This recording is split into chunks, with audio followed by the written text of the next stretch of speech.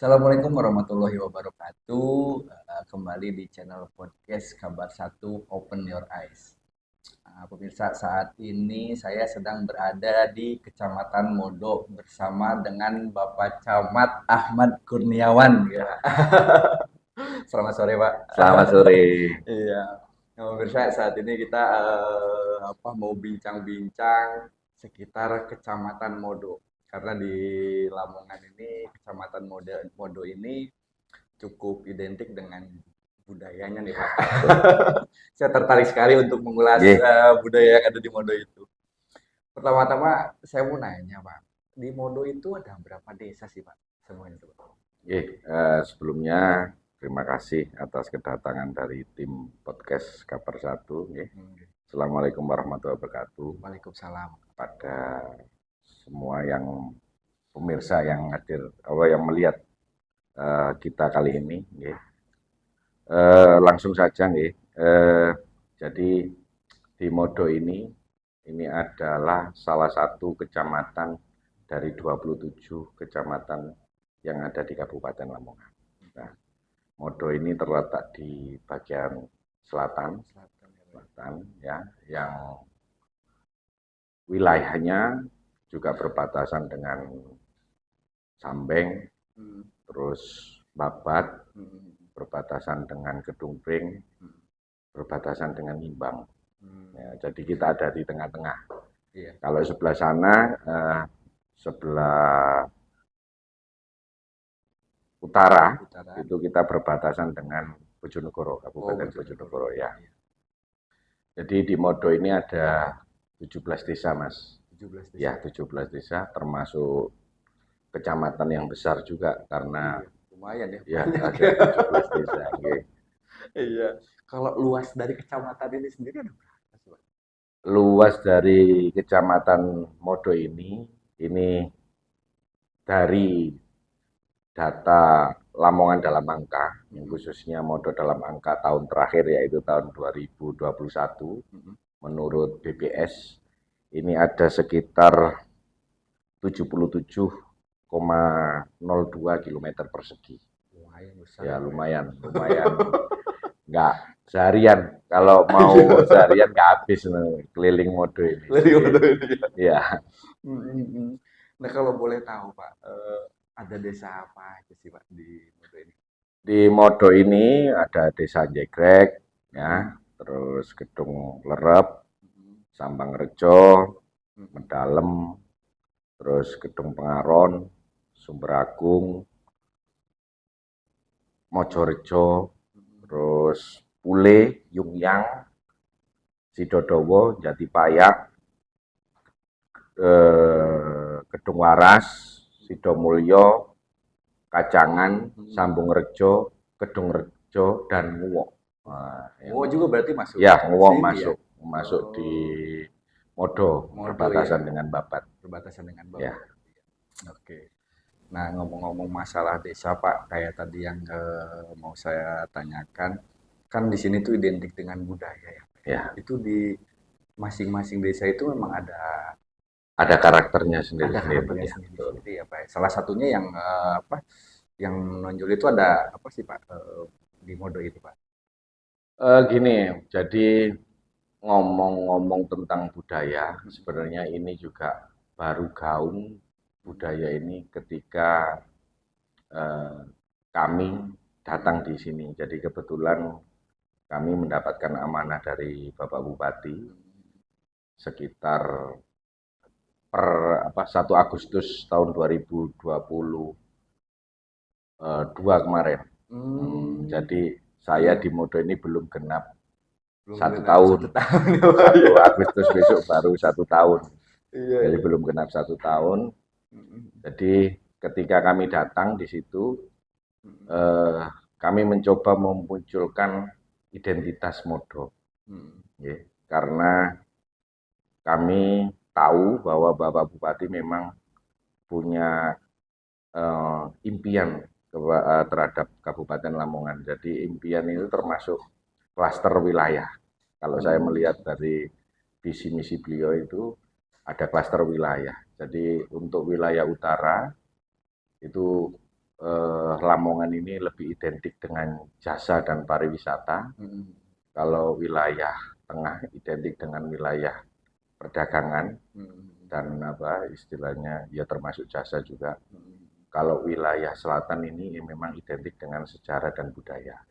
Nah, dari awal situlah akhirnya kami timbul karena kami juga ingin membuat modal lebih beda dari yang lain. Jadi kami memunculkan tagline Modo Berbudaya. Modo berbudaya. Berbudaya. Dan Modo memang, berbudaya. ya, jadi karena tagline Modo Berbudaya itulah ya alhamdulillah sekarang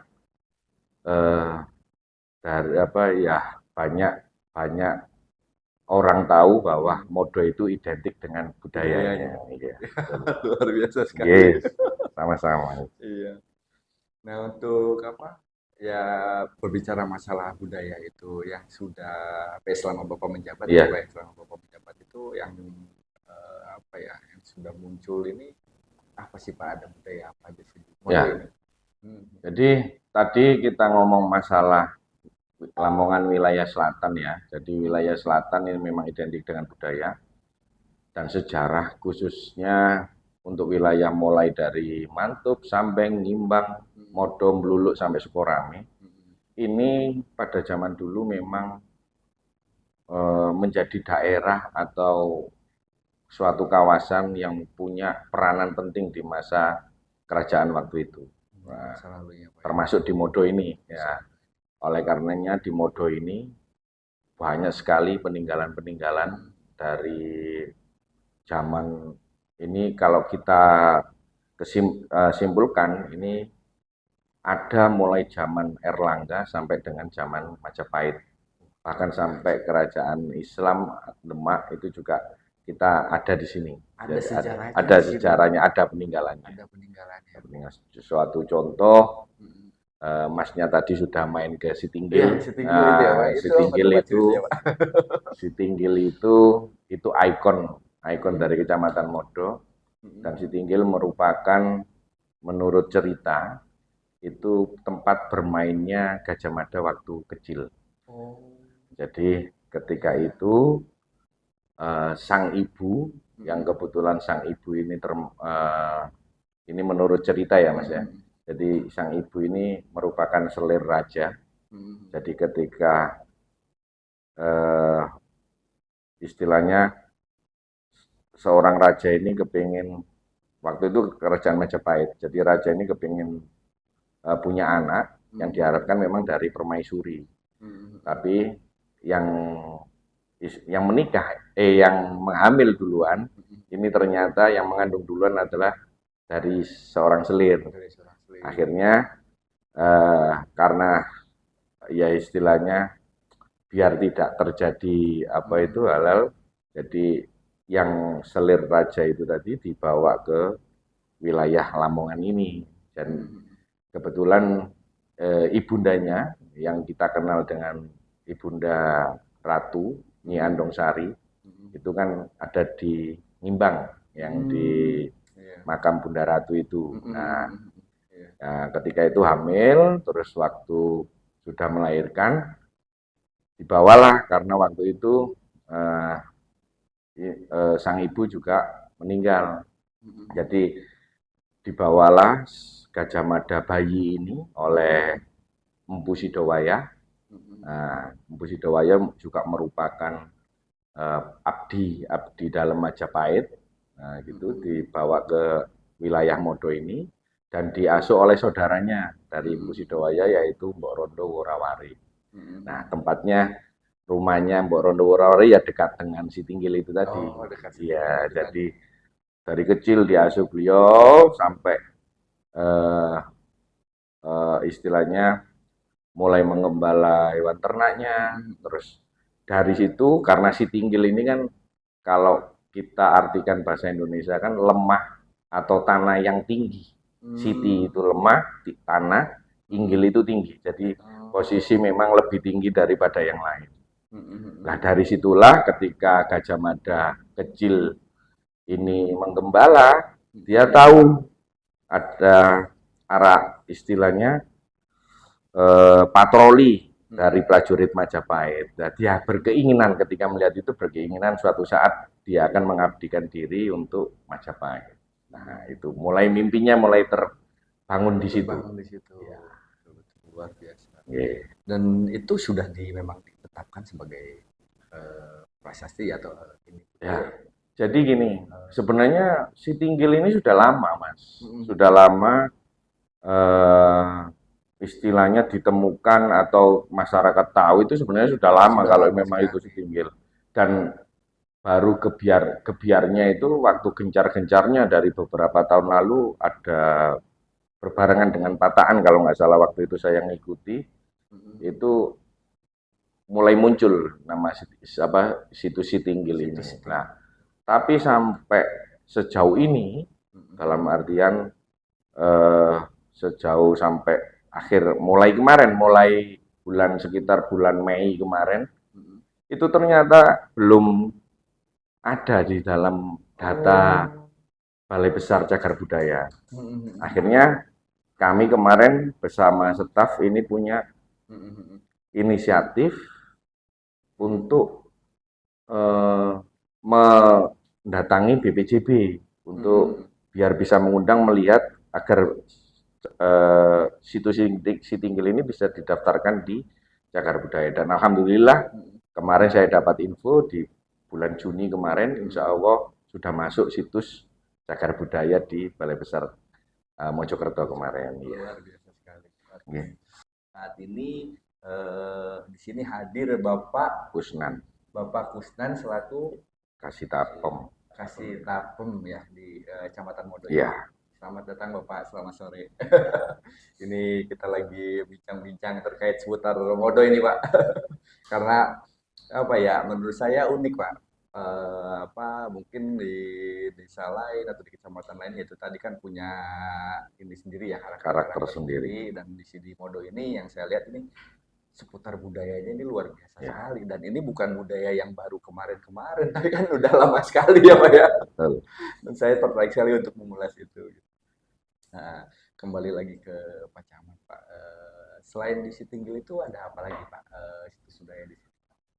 Jadi gini, ini yang terkait situs peninggalan sejarah ya. Jadi saya bacakan, saya jelaskan secara singkat saja. Ada beberapa yang ditemukan di sini, yang dari tadi si Tinggil, terus ada selanjutnya makam Mbah Sentono di Sedah. Itu juga dipercaya dari kenal Empu Sedah. Pernah dengar Empu Sedah waktu Majapahit lah, itu makamnya beliau di sana. Terus ada namanya Sendang Graman. Sendang Graman dulu itu tempat di situ pernah ditemukan prasasti juga. Itu mulai zaman Erlangga waktu itu di Prasasti Graman. Terus ada lagi di Kedung Waras. Itu juga ada pernah ditemukan Lingga dan Yoni. Terus ada namanya Prasasti Kelor di Kedung Lerep. Terus ada di Sidodowo. Nah, itu yang peninggalan sejarah mulai kerajaan ya. Ini yang kita geser lagi ke arah yang Islam sudah masuk ke tanah Jawa. Itu ada masjid yang besar, yang pinggir jalan, Masjid Karangpilang. Itu ada di situ, ada makam Syekh Hasan Ali. Itu banyak sekali peninggalannya. Ya. Apa ya? Itu dari sisi peninggalan. Kalau dari sisi kesenian dan budaya, ini identik Mas, wilayah selatan itu identik dengan tayub. Iya, tayub biasanya waktu sedekah bumi, waktu punya hajatan, atau punya istilahnya nikah itu ada tayubnya. Jadi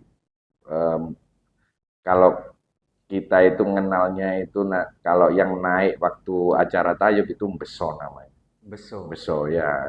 Naritan. Mungkin ada yang belum ngerti sebetulnya tayub itu apa sih Pak? Iya. Ya kayak seperti campur sarian gitu loh Mas. Ya seperti itu. Oke, luar biasa sekali. Dan dalam waktu dekat ini kalau nggak salah ada event Agustusan. Jadi ini sejak kami datang kemarin Ini kebetulan ini kami berdua ini menggagas gimana caranya ada sesuatu yang beda di Kecamatan Modo ini. Jadi mulai tahun kemarin kita melaksanakan ada yang namanya Napak Tilas Budaya. Jadi Napak Tilas Budaya ini kita datang ke setiap punden-punden yang ada di setiap desa. Ini dengan tujuan, karena ini momen Agustusan, ya. Yang pertama tujuannya kita nguri-nguri budaya, agar budaya ini tetap lestari. Betul. Jadi sampai anak cucu kita itu, terutama yang ada di Kecamatan Modo ini tahu bahwa wilayah ini banyak sekali kebudayaan yang harus dilestarikan. Ya. Terus yang kedua, sebagai bentuk kita menghormati para leluhur kita yang telah membangun Indonesia ini, khususnya yang ada di Modo. Nah, termasuk karena makam-makam atau punden-punden yang ada di Kecamatan Modo ini juga punya peranan penting di waktu lalu. Nah, ini juga nyambung dengan acara Agustusan, karena Agustusan kan ya kemerdekaan Indonesia, jadi istilahnya masih ada kaitannya. Dan ini Napak Tilas mulai tahun kemarin dan tahun ini juga, dan rencana tahun-tahun ke depan kita tetap akan melaksanakan Napak Tilas. Nah, untuk tahun ini kita rencana akan dilaksanakan besok tanggal 18. Mulai jam 8 pagi kita keliling dari makam Mbah Sentono, terus kita ziarah ke makam Kiai Gede di Sidodowo, terus nanti kita mengadakan acara puncak di Sambangrejo, di Sendang Graman. Di situ ada pertunjukan perang-perangan sebagai tanda dulu masyarakat Graman di Sambangrejo itu membela raja di zaman Erlangga. Iya, jadi masyarakat Graman sampai sekarang masyarakat Graman ini terkenal kepahlawanannya. Nah itu, nah, nanti terus ditutup di Sitinggil. Terakhir di Sitinggil nanti kita akulturasi budaya dengan antara agama dan kebudayaan. Jadi nanti kita tutup dengan sholawatan juga di Sitinggil rencananya. Ya, luar biasa. Memang ada pepatah bilang bahwa kita itu jangan melupakan sejarah. Betul, jas merah. Betul. Ya. Karena itu penting sekali betul, ya, Pak ya. Betul. Gitu, agar apa? Ya ibaratnya penerus-penerus kita tuh tahu. Ya. Gitu kan. Karena kalau bukan kita yang meneruskan siapa lagi? Betul sekali. Ini luar biasa sekali dan menurut saya perlu diapresiasi, Pak. Yes. Amin. Iya. Selain budaya juga yang saya tahu di Modo ini juga ada beberapa tempat yang memang sedang dibangun untuk peningkatan wisata. Iya, betul sekali. Jadi gini, mulai tahun ini kebetulan terlihat mulai tahun ini geliat-geliat desa untuk mencoba memunculkan potensinya masing-masing. Dan ini terus kami dorong di kecamatan, karena memang tugas kecamatan adalah melakukan pembinaan dan pengawasan terhadap desa-desa. Jadi ketika ada suatu potensi, ya kita arahkan untuk bisa memunculkan potensi itu. Salah satunya ini yang sudah terlihat, yang Mas tadi sudah ke sana ya. Nah, itu Sendang Seritu di Desa Pule. Nah, itu luar biasa karena memanfaatkan sendang yang tidak pernah habis, tidak pernah sat airnya. Ini dimanfaatkan oleh Pak Kades dan desa untuk membangun, istilahnya menciptakan wisata baru, dan itu termasuk wisata yang pertama yang ada di Kecamatan Modo. Ya, untuk wisata desa ya, itu untuk yang pertama kali. Jadi memang Pak Kades mencoba memunculkan wisata yang bernuansa pedesaan dan ramah anak tentunya. Betul, luar biasa sekali. Dan itu juga tadi saya sempat ke situ pemirsa, lumayan sudah cukup ramai Pak di situ, dan mungkin bisa jadi salah satu tempat tujuan untuk berwisata keluarga. Betul. Dan itu dibuka untuk umum ya? Dibuka untuk umum, betul. Dan murah sekali. Murah sekali. Luar biasa sekali.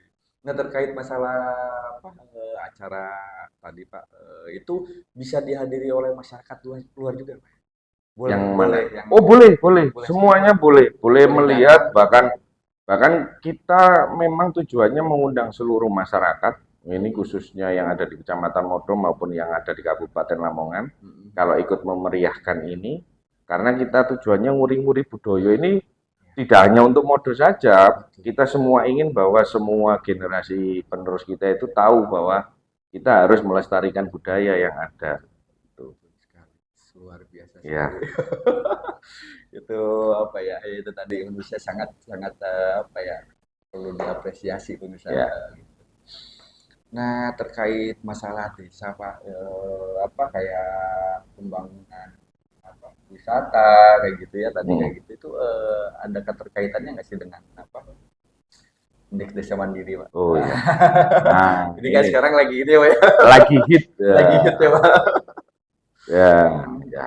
Jadi terkait desa ini saya sudah mendatangkan pakarnya. Jadi nanti biar beliau yang bercerita, perlu diketahui saja bahwa kita kemarin di tahun ini, kita tahun kemarin waktu saya pertama masuk kita memasang target karena yang sudah ada kan masih desa maju semua. Terus kita tahun kemarin mencoba masang target satu desa mandiri, satu desa maju, dan lainnya berkembang. Dan alhamdulillah di tahun ini tadi kemarin IDM itu ada 2 desa mandiri, 5 desa maju, 5 desa maju. Kebalik. Mohon maaf. Jadi 5 desa mandiri, 5 desa mandiri, 10 desa maju, 2 desa berkembang. Nah, jadi itu peningkatannya besar. Nah, ini nanti dijelaskan sama Pak Krisnan, ini ahlinya. Monggo Pak Krisnan. Kalau boleh tahu prosesnya nih. Ya, ini yang awal ini. Gimana Pak? Ya, gini, sebenarnya kita itu pemerintah desa maksudnya itu sudah melakukan berbagai macam pembangunan dengan menggunakan dana dari negara, dan itu bisa kita rasakan, masyarakat sangat merasakan sebenarnya. Jadi awal masyarakat memang sudah merasakan, akan tetapi yang dirasakan masyarakat itu juga harus diketahui oleh pemerintah. Nah, pemerintah tahunya ya dari pelaporan-pelaporan yang dibuat oleh desa. Selama ini kita hanya melakukan pelaporan-pelaporan terhadap penggunaan dana desa, dana alokasi dana desa dan seterusnya secara manual kepada pemerintah. Sementara pengisian yang langsung nyampe linknya itu ke Kementerian Desa itu kita belum melakukan secara maksimal. Nah, di bawah kepemimpinan Pak Camat Modo ini, Pak Wawan, ini kita mendorong kepada desa untuk melakukan pembangunan secara real, kemudian yang hasilnya dapat dirasakan oleh masyarakat, sekaligus juga melaporkan secara online kepada pemerintah pusat melalui Kemendes. Ada 3 bentuk laporan yang dimintai dari Kemendes, yaitu laporan tentang profil desa dan kelurahan, kemudian laporan tentang perkembangan pembangunan desa dan kelurahan Prodeskal, kemudian yang terakhir itu indeks desa membangun. Nah, kemarin dari sebelum kehadiran Pak Camat, kita memang sangat minim melakukan pelaporan secara online. Kemudian oleh Pak Camat difasilitasi, kita datangkan operator desa sekaligus juga dengan sekretaris desanya, karena 2 ini yang bertanggung jawab untuk diberi pelatihan. Jadi keterlambatan ini jangan-jangan SDM-nya yang kurang atau ada faktor lain. Setelah ditemukan ternyata greget untuk melakukan pengisian data di profil desa melalui link itu kemarin itu yang agak terlambat. Nah, akhirnya di bulan tahun ini 2023 ini di bulan April yang di bulan Maret, yang di bulan Maret ini untuk profil desa. Prodeskel. Ini alhamdulillah kita sudah melakukan pengisian 100%. Hasilnya ya alhamdulillah. Dan hasilnya itu berupa status desa. Kalau profil desa Prodeskel itu hasilnya berupa desa desa swadaya, swakarsa, dan desa swasembada. Itu. Nah, kemudian kalau yang IDM itu akan menghasilkan status desa terbelakang, kemudian desa berkembang, desa maju, dan desa mandiri. Nah, itu kita selesaikan kemarin di bulan April, 1 bulan setelah pengisian Prodeskel. Kita melakukan pengisian tentang Prodeskel, alhamdulillah. Jadi sebenarnya begini, ide dasarnya Pak Tama begini. Kita sudah melakukan pembangunan habis-habisan pelayanan kepada masyarakat, tapi kita tanpa status karena kita nggak mau melakukan pengisian itu. Nah, sekarang desa 17 desa di kita itu sudah berstatus semuanya, dengan status yang 2 berkembang, 10 maju, dan 5 mandiri. Ini sebuah capaian yang lompatan sebenarnya, bukan hanya sesuai tahapan, tapi ada lompatan dari status desa. Itu kira-kira seperti itu. Kita kemarin misinya paling pertama ya, dari 27 kecamatan kita selesai duluan. Prodeskel juga mendahului, kemudian IDM juga kita dan mendahului. Emang ngebut ya. Alhamdulillah. Dan memang itu luar biasa sih Pak. Iya. Karena dampaknya kan sebetulnya masuk ke masyarakat. Ya, betul. Ya, Pak, ya. Sistem mungkin ya ke perekonomian juga ya. Kalau dari sektor UMKM Pak di wilayah sini sendiri itu gimana Pak maksudnya? Berdampak dengan adanya apa ya itu tadi acara-acara budaya gitu kan, juga ada wisata-wisata itu. Ya. Itu masyarakat gimana?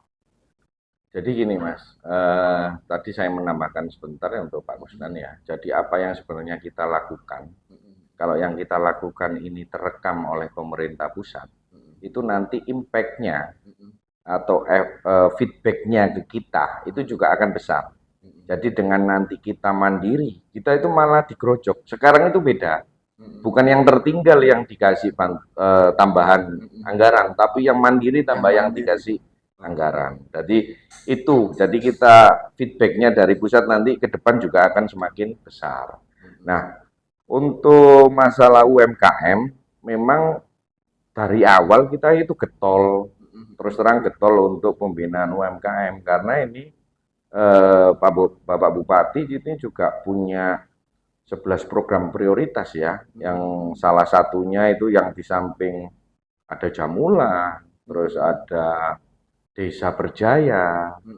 Nah, ini salah satunya adalah UMKM naik kelas. Nah, itu kita juga mendukung program Bapak Bupati, jadi kita melakukan sinergi lah. Nah, mulai kemarin, ya alhamdulillah sudah banyak capaian termasuk UMKM ini. Ini kami ini kemarin mengumpulkan seluruh UMKM yang sekarang ini UMKM itu hanya terkesannya itu asal tunjuk di desa UMKM-mu apa, ayo sini. Tapi kita kemarin, mulai dari kemarin, kita benar-benar melaksanakan atau mengkoordinasikan, memfasilitasi benar-benar pelaku usaha. Jadi yang jualan beneran, bukan asal comot. Ya. Dan akhirnya kemarin juga difasilitasi Pak Kusnan juga itu membentuk suatu grup pelaku UMKM. Nah, ini tujuannya itu ketika ada event semacam ini, kita itu nggak susah untuk memunculkan mereka, untuk meningkatkan kesejahteraan mereka, itu kita tidak susah. Ada event tinggal silakan datang, ada event gini. Nah, gitu. Ada 102 pelaku UMKM yang sudah masuk grup kami. Dan kemungkinan akan lebih berkembang. Akan lebih banyak. Dan event-event seperti ini nanti ada volley, wah sudah kami siapkan. Tenda-tenda untuk stand itu sudah kami siapkan. Sudah disiapin semua ya Pak ya? Karena kalau kami bilang ya, event-event kayak nanti pembukaan ini, volley ini punya multiple effect. Ya, untuk jadi ada hiburannya juga. Terus untuk olahraga pemudanya bisa bangkit semua dan terutama yang paling penting perekonomian yang masyarakat sekitar ini bisa naik. Itu. Jadi memang terbantu di situ ya, Pak. Betul sekali, betul. Luar biasa sekali. Nah, ngomong-ngomong masalah event tadi volley itu pembukaan tuh hari ini ya, Pak? Pembukaannya malam nanti jam 7. Malam ini. Ya, jam 7. Dan itu melibatkan siapa saja, Pak? Ini kami jadi volley ini sengaja ini kami pasrahkan kepada Karang Taruna Kecamatan. Karang Taruna Kecamatan. Iya, yang punya gawe ini Karang Taruna Kecamatan. Jadi selama ini kan Karang Taruna terkesan vakum, terkesan tidak jalan. Nah, kemarin kita setelah ada pelantikan Karang Taruna Kabupaten, kami juga bergeliat di Karang Taruna Kecamatan dan di desa ini juga bergeliat. Ada Karang Taruna tingkat desa. Nah, Karang Taruna Kecamatan ini saya tantang. Tugas pertama setelah Karang Taruna ini terbentuk mengadakan event poli. Nah, jika ini berhasil, tahun depan saya naikkan grade-nya, targetnya saya naikkan lagi untuk jadi biar mereka juga bersemangat karena terpacu ya, Pak. Ya, kalau kami ngomong kita ini di bumi Gajah Mada, Mas. Kalau pemuda-pemuda Modo ini ngelukru, itu bukan keturunan Gajah Mada namanya. Itu yang paling penting. Ya. Mungkin tambahan dari Pak Kusnan. Jadi gini, terkait dengan sebenarnya kita saya mau mengaitkan dengan UMKM tadi. Jadi selain kita telah berhasil mengumpulkan mendaftar 100 lebih dari UMKM yang ada di Modo ini, kemudian kita masukkan di grup ini, itu sebenarnya maksudnya adalah kita bisa memberikan pantauan pembinaan terutama dari Pak Camat kan itu. Kemudian dan hasilnya itu tidak hanya kita saling bertegur sapa atau saling memberikan informasi. Dari 100 lebih itu sudah hampir separuhnya legalitasnya itu sudah kita uruskan. Jadi mulai dari NIB, nomor induk berusaha dan seterusnya itu mereka sudah punya. Kan ini penting sekali agar para UMKM ini bisa mengakses pendanaan. Ini ya UMKM ini sepertinya sudah berterima kasih sekali kepada Pak Camat ini karena jadi dibantu sekali ya, difasilitasi untuk pembuatan itu. Kalau setiap ada event yang mendatangkan orang banyak itu yang ada di Pak Camat itu kan pameran produk UMKM. Nah, kalau sekarang di eranya Pak Camat Wawan ini bukan pameran produk tapi gelar produk. Artinya dagangan hasil produk UMKM yang digelar itu harus terjual. UMKM nggak boleh rugi. Betul. Kalau dipamerkan bisa kita icip tanpa bayar, tapi ini enggak. Jadi mereka benar-benar diberdayakan barang dagangan yang dibawa itu digelar dijual, pulang harus bawa uang. Nah, di grup itu sudah kita mencoba memfasilitasi itu. Kita sering dan akan lebih sering lagi mengadakan event-event yang menghadirkan orang banyak, dan pada momen itu Pak Camat pasti menghubungkan mengkaitkan dengan usaha. Panitianya juga begitu. Tolong UMKM diperhatikan, sediakan staff atau calon staff. Nah, ini sebuah hal yang luar biasa kalau betul. Jadi memang disupport ya penuh ya untuk di Bapak Camat ini. Oke. Nah, ngomong-ngomong untuk pembangunan nih Pak. Nah, selama Bapak menjabat ini sekarang itu apa Pak ininya Pak dari segi pembangunan gitu di Modo ini? Jadi untuk pembangunan ini kan memang kita harus sejalan ya. Jadi di Kabupaten Bapak Bupati ada program yang namanya Jamula.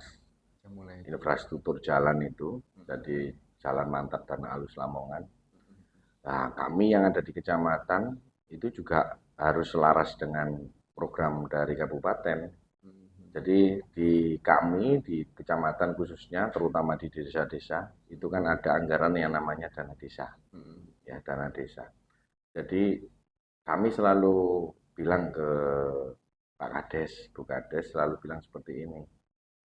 Selama jalannya masih ada yang rusak, jangan bangun yang lain dulu. Jadi lebih ke arah infrastruktur jalan dulu yang diutamakan. Diprioritaskan. Dan alhamdulillah ini juga mulai bergerak semua desa-desa. Jadi jalan-jalan juga sudah mulai banyak yang untuk masuk lingkungan sudah mulai bagus. Terus ada juga yang program Pak Bupati juga ada namanya dana dusun. Dana dusun itu juga digunakan untuk jalan-jalan, jalan, jembatan, infrastruktur. Jadi semuanya memang harus selaras sinergi.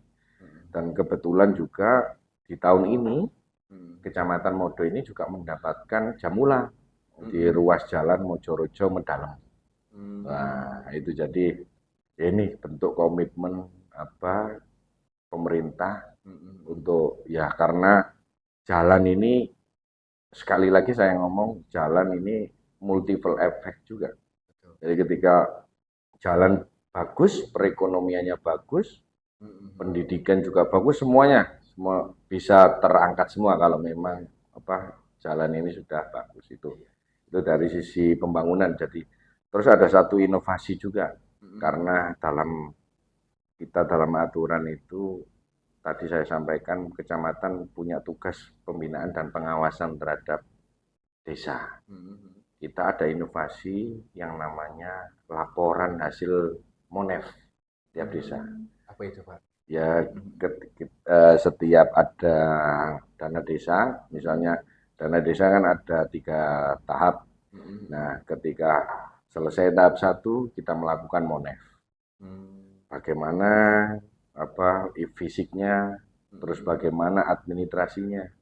Nah, ketika itu misalnya ada kekurangan, itu kita tuangkan dalam laporan hasil Monef itu tadi. Dan itu menjadi dasar. Nah, kami selalu punya target. Jadi kalau bisa hasil Monef ini kesalahan dari desa-desa atau istilahnya kekurangan dari desa-desa ini tiap tahun tidak diulangi lagi. Jadi tahun ini kekurangannya ini, besok ke depan jangan sampai ini lagi. Itu kita punya laporan hasil Monef. Itu inovasi yang dari kami. Luar biasa sih. Ya itu. Jadi memang betul-betul diminimalisir ya Pak ya? Iya, minimalisir. Betul. Sebelumnya masih ada kekurangan, jadi gimana caranya tahun depan itu sudah bisa tertutupi itu. Harus bisa. Gitu. Luar biasa sekali. Nah ngomong-ngomong tentang kemajuan nih Pak, untuk sebuah desa atau sebuah wilayah dalam segi kemajuan itu kan pasti berkaitan dengan pelayanan publik nih Pak. Ya, pelayanan publik di Kecamatan Modo ini gimana sih Pak? Kalau boleh tahu. Monggo Pak Kusnan, nanti saya gongnya. Jadi ini setiap tahun sebenarnya kita mengukur kepuasan publik itu melalui indeks kepuasan publik. Jadi ini kita ambil dari tanggapan dan penilaian masyarakat terhadap pelayanan yang telah kita berikan. Nah, dari indeks pelayanan publik walaupun rata-rata tiap tahun angka kepuasan masyarakat itu meningkat, seiring dengan kemajuan zaman, kita bertekad untuk selalu berinovasi dengan dasar dari penilaian indeks kepuasan publik tadi. Nah, salah satu diantaranya adalah pada pelayanan di kependudukan. Kita sudah melakukan inovasi dengan menggunakan teknologi WhatsApp. Jadi pengurusan lewat WhatsApp, kemudian hasilnya nanti juga akan dikirim melalui WhatsApp dan masyarakat bisa memprint out. Kalau kakak yang di print out sendiri, karena kan sudah nggak membutuhkan tanda tangan lagi, tanda tangan kan udah ada barcode ya Pak ya sekarang ya. Jadi ini benar-benar sangat mempermudah masyarakat, apalagi wilayah kita, wilayah Modo ini begitu luas dan jarak antara desa dengan kecamatan ini juga lumayan jauh, apalagi di musim hujan. Jadi benar-benar keberadaan pelayanan publik berbasis WhatsApp ini benar-benar membantu ya. Dan ini juga kita tularkan ke desa. Jadi di desa juga ada pelayanan serupa dengan dikembangkan ke urusan-urusan surat menyurat yang lain, semacam di Kacangan itu juga ada kemarin itu Esdegan, surat apa ya, Desa Kacangan. Oh, iya, disingkat. Itu bisa di-download lewat Play Store juga. Oh, udah ada ya aplikasinya ya. Wah, luar biasa. Ini kita mencoba mendorong ke desa-desa yang lain untuk berinovasi serupa. Jadi harapan target Pak Camat kemarin di tahun 2023 ini paling tidak yang mengikuti Kacangan ada tambah 2 lagi, digitalisasi desa. Itu untuk mempermudah proses pelayanan tadi. Itu memang sangat-sangat membantu sih Pak menurut saya. Ya, Karena kan memang tidak bisa dipungkiri banyak sekali kan masyarakat yaitu tadi mungkin terhambat karena jarak yang jauh gitu kan, atau misalkan karena kondisi yang tidak memungkinkan. Tapi kalau udah bisa by WhatsApp tinggal WA minta tolong kan, nggak sering gitu kan. Tapi tentunya ada prosedur-prosedur yang ada harus dilewati prosedur. SOP-nya tetap. SOP-nya ya. Sekedar menambahkan, jadi kalau pelayanan kependudukan yang ada di kecamatan lewat WhatsApp tadi yang dimaksud Pak Kusnan itu namanya Palapa untuk kecamatan. Pelayanan kependudukan online lewat WhatsApp. Itu Palapa. Jadi karena kita ada kaitannya dengan Gajah Mada, Sumpah Palapa dari Palapa. Oh iya betul. Iya. Ini kita memberi contoh kepada desa. Ketika kita sudah bisa membuat ini, bagaimana desa-desa? Akhirnya desa ada salah satunya tadi sudah ada yang membuat namanya Esdegan tadi. Nah ini memang kita menargetkan kembali lagi ke desa yang pernah saya singgung di kabar 1 juga, bahwa kita menargetkan tahun ini, Kecamatan Modo menargetkan masuk nominasi Desa Berjaya yang akan diselenggarakan oleh Dinas PMD Kabupaten Lamongan.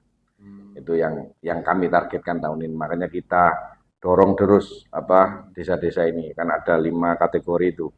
Ada pelayanan dasar, digitalisasi desa, wisata desa, perekonomian desa, dan laporan keuangan desa. Itu kita dorong terus. Terus di samping itu terkait pelayanan, karena pelayanan ini tidak hanya administrasi ya. Betul. Jadi semua pelayanan ini kita itu juga berusaha memberikan pelayanan yang terbaik kepada masyarakat, khususnya yang ada di Modo. Jadi kami ini menggunakan biasanya ada di Instagram. Kami juga punya Instagram itu di Modo Berbudaya. Itu masyarakat bisa bebas. Jadi pelaporan, kritikan, saran, semuanya bisa langsung DM ke kami. Bisa. WhatsApp pun bisa. WhatsApp saya juga terbuka untuk masyarakat. Silakan kalau mau bisa terbuka Ini luar biasa. Sampai istilahnya keluhan-keluhan apapun. Nah, ini suatu contoh. Kemarin banyak yang DM, Pak, pelayanan ini yang terkait kita ruang publiknya kok belum ada ya, yang terkait mungkin lapangan voli, lapangan sepak bola. Akhirnya sekarang kita wujudkan di desa-desa. Banyak sekarang desa-desa yang sudah membuat lapangan voli sebagai ruang publik. Ada yang ngomong kemarin, Pak, kalau bisa Agustusan jangan di lembaga sekolah, coba di lapangan, karena kemarin lapangan tahun kemarin kan masih ada perbaikan. Akhirnya tahun ini untuk upacara Agustusan besok di lapangan kecamatan. Jadi kita pokoknya berusaha terus. Jadi masyarakat minta tanya apa yang kurang tahu bagaimana, kritikan apa, kita berusaha memberikan jawaban, dan tidak hanya jawaban, kita kalau bisa melaksanakan, ya akan kita laksanakan secepatnya. Itu tadi. Semoga kepuasan masyarakat semakin lama semakin meningkat yang ada di Kecamatan Modo ini. Amin, amin. Amin. Luar biasa. Amin. Iya, ya. Jadi terkait dengan pelayanan ini kemarin yang sudah kita yang sudah kita programkan, itu ada program dari Pak Camat yang namanya itu program Sambang dan Tilik Desa. Nah, itu sudah merupakan bentuk pelayanan dan inovasi. Jadi Pak Camat secara berkala itu terjun langsung ke masyarakat. Nah, itu jadi kita sebelum berangkat kita menganalisis, kita ambil data, kemudian kita menganalisis desa mana yang kira-kira menjadi prioritas untuk minggu ini. Kemudian dari sana tidak perlu ada di balai desa. Jadi ketemu misalkan permasalahan utama yang ada di desa yang sebelah utara, misalnya ada pada sektor pertanian dan tata air, kita langsung menuju ke lokasi. Ketemunya di sawah. Sama di sawah. Ini menarik sekali. Bagus Pak, betul Pak. Sekaligus juga mencari alternatif solusinya. Sudah banyak kemarin. Jadi misalnya temuannya itu ternyata permasalahan ini berawal dari air yang ada misalnya dari Waduk Kalen. Hari itu juga Pak Camat langsung mengutus Satpol PP untuk menjemput. Cepat tanggap gitu ya. Iya, selesaikan hari itu juga. Nah ini juga benar-benar bisa dirasakan untuk wilayah desa Sambungrejo, Kedungrejo, Sidomulyo dan Upo ini yang kemarin sudah hampir 3 tahun itu sebagian besar itu tidak bisa panen. Ini tahun ini musim tanam yang ketiga harusnya sudah ke tanaman palawija, ini masih bisa panen. Nah, ini juga mereka sangat bergembira sekali Mas. Jadi ada pendampingan ya. Iya, pendampingan langsung ya. Iya. Ini juga bagian dari bentuk layanan yang dilakukan secara direct, secara langsung dengan mengetahui permasalahan apa yang ada di desa. Jadi terjun langsung ke lapangan, tahu langsung nih. Iya. Apa sih masalahnya kan gitu. Dan tidak dibiarkan kan. Iya, jangan sampai. Langsung dicarikan solusi. Target kita ada target Mas, maksudnya Targetnya penanganannya itu kalau lama itu kita juga gimana kalau misalnya masalah kekurangan air ya untuk irigasi ya, itu hitungannya harian Mas. Kalau kita telat koordinasi dengan lintas sektor terkait masalah irigasi sawah, itu bisa-bisa masyarakat padinya mati semua kalau kita telat. Makanya kita cepat ada solusi, langsung besoknya sudah ada istilahnya tindakan untuk penyelesaian itu masalah itu. Jadi gitu. amazing Pak, luar biasa sekali. Dan menurut saya itu tadi kembali lagi patut diapresiasi dan mungkin bisa jadi contoh nih Pak. Buat teman-teman yang lain maksudnya gitu ya, bukan ibaratnya kita merendahkan atau ini apa ya maksudnya gitu kan. Siapa tahu betul menginspirasi para pemimpin daerah juga yang lain bahwasannya masyarakat itu yang memang diperlukan itu seperti itu Pak sebetulnya. Jadi datang langsung, lihat langsung gitu, bukan hanya sebatas lihat dari jauh nih. Kalau saya Mas, istilahnya udunan Mas, gampang udunan kalau lama-lama di kursi. Jadi saya betah ya Pak ya. Kayaknya datang ya ke lapangan lihat apa yang terjadi di masyarakat ya Pak ya. Iya luar biasa sekali. Nah untuk kedepannya Pak harapan atau ada target yang memang mau ini lagi nggak di Kecamatan Modo? Oke. Jadi untuk target ke depan yang jelas itu tadi ya hitungan bulan dalam tahun ini harus masuk nominasi Desa Berjaya. Ini dulu ini yang harus target dulu. Terus untuk tahun ke depan yang jelas dari segi pemerintahan, dari segi pelayanan, pembangunan, kita itu semua juga harus ada ukur-ukurannya. Jadi mungkin ke depan ini kan masih menyisakan 2 desa berkembang ya. Untuk tahun depan mungkin sudah tidak ada lagi desa berkembang. Jadi semuanya mandiri sama desa maju. Nah, itu yang kami harapkan. Terus pelayanan juga semakin baik. Masyarakat juga Malah harapan saya ini juga sekaligus saya mempromosikan ya. Ini banyak juga masyarakat yang belum tahu. Ini bukan hanya di Modo saja, tapi hampir semua seluruh Indonesia ini mengalami hal yang sama terkait pengurusan EKTP. EKTP kalau kita ngurus kadang-kadang belangkunya habis, semuanya apa untuk belangku EKTP itu habis. Nah itu kalau menurut saya memang itu cara pemerintah pusat untuk kita sekarang ada transformasi. Jadi sekarang sudah tidak zaman lagi. Pemerintah pusat sekarang sedang menggetolkan identitas kependudukan digital. Jadi sekarang sudah enggak zamannya lagi KTP fisik. Nek kula nganggep ngebek-ngebeki dompet. Nah, makanya sekarang serba digital. Jadi ini semuanya istilahnya hampir semuanya kita sudah mulai beralih ke identitas kependudukan digital. Jadi monggo untuk masyarakat Modo khususnya, masyarakat Kabupaten Lamongan, jadi ayo beralih ke identitas kependudukan digital. Karena di situ sudah terintegrasi semua. Sudah, jadi masyarakat tinggal ada apa-apa tinggal tunjukkan, tinggal copy, share, cetak sudah bisa langsung dari itu. Jadi nggak perlu pakai Ya, belangko lagi, itu nggak juga perlu. udah cukup resmi ya sebetulnya. Ya, itu Dan sudah bisa dari digunakan untuk apapun ya Pak ya. ya, sudah dari soalnya dari apa Depdagri juga itu dari Kementerian Dalam Dalam Negeri. negeri ya.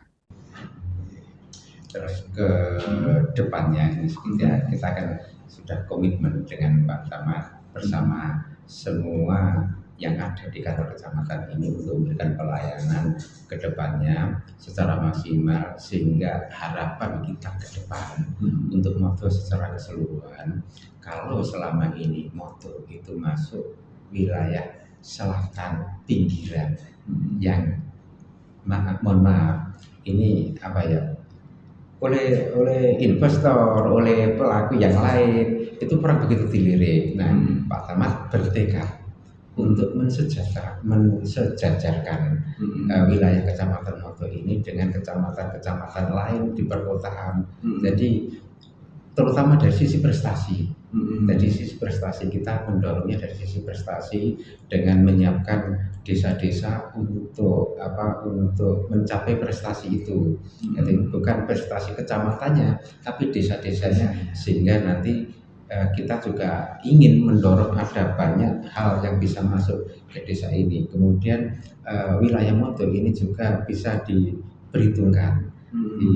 Semacam kalau selama ini sulit sepertinya melihat Modo, tapi kemarin kita ternyata sudah mampu dari lomba desa itu kita mampu meraih nomor 3 juara 3.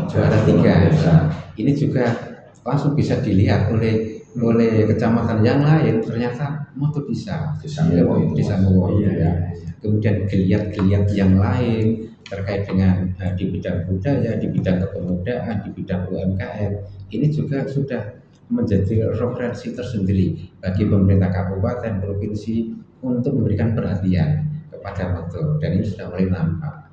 Kan itu jadi tetap Modo secara keseluruhan ini akan kita bawa ke sebuah kemajuan yang sejajar dengan yang lain, kecamatan-kecamatan yang lain. Sekali. Oke. Itu apa? Hal yang memang harus terus dikembangkan ya Pak ya. Tujuannya tetap satu, Mas. Kita kan pelayan masyarakat. Jadi masyarakat bisa puas apa yang kita layani. Ya itu tujuannya tetap satu.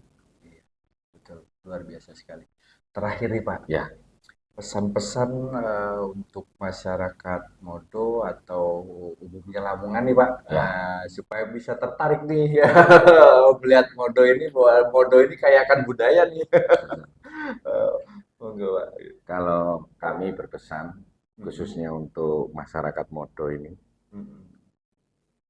kita semua ingat Modo ini adalah daerah atau wilayah yang tidak sembarangan di zaman dulu, dan disinilah tempat Gajah Mada ini bisa sampai menjadi Mahapatih itu berawalnya dari wilayah ini. Jadi kami berharap khususnya masyarakat Modo ini bisa meneladani dan bisa punya semangat seperti Sang Mahapati. Karena ketika itu muncul, insya Allah Modo ini juga akan menjadi baik. Jadi Modo itu bukan hanya kita yang ada di kecamatan, Modo itu kita semua, kita bersama. Jadi Modo itu harus kita songgo bareng-bareng, harus kita bangun sama-sama. Itu untuk pesan untuk masyarakat Modo.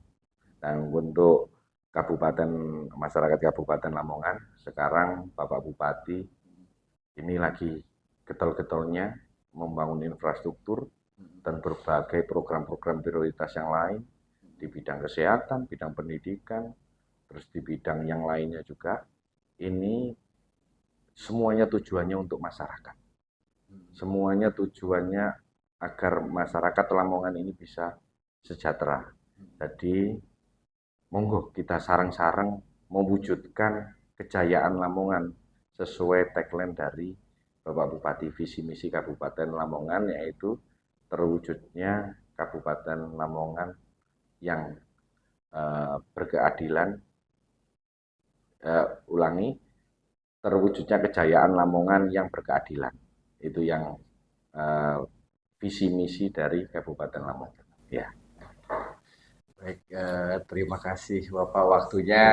Ini bincang-bincang ini sebetulnya sangat luar biasa sekali, Ya. Pak. Selain saya jadi juga tahu nih sejarah budaya Ya. Modo. Dan juga siapa tahu ini bisa menginspirasi banyak pemirsa yang ada di Lamongan Ya. dan juga Kecamatan Modo ini sendiri. Baik, itu saja pemirsa. Jangan lupa like, komen, dan subscribe. Terima kasih. Assalamualaikum warahmatullahi wabarakatuh. Waalaikumsalam warahmatullahi wabarakatuh.